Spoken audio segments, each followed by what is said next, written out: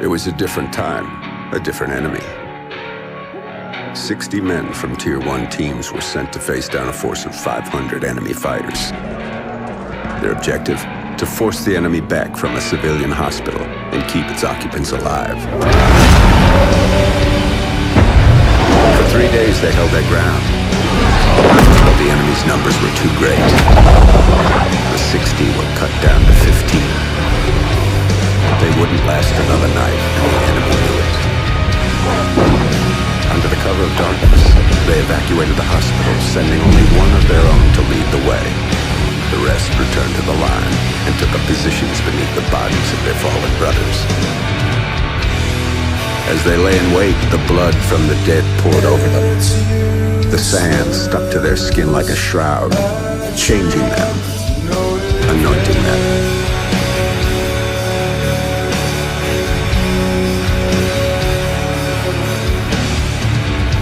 When the enemy drew near, the remaining 14 rose out of the desert sand.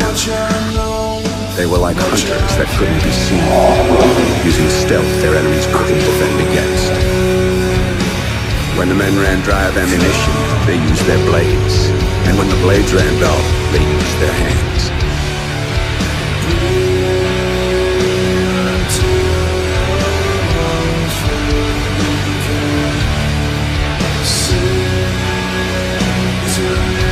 When the dust and sand had settled, only one of the enemy had survived. He was picked up in the desert, wandering aimlessly, traumatized. He expressed warnings to others of a force so menacing and unbeatable, it could only be described as supernatural. He called them ghosts.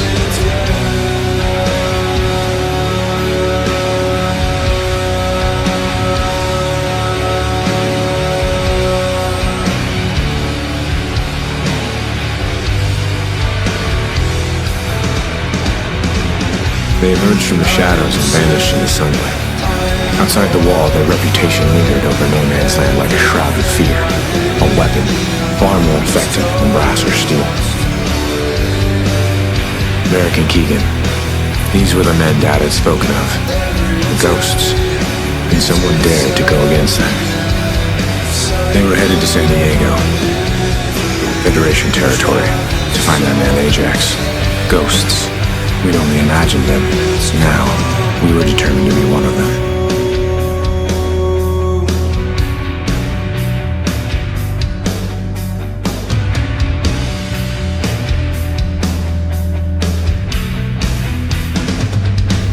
In the event a ghost is killed, his remains are placed face down, with his head pointed in the direction of his home, his weapon next to him. We do it this way, so that when our fallen are taken to the other side, they can watch over us, keep an eye on our enemy. Dad was gone. Nothing could change that.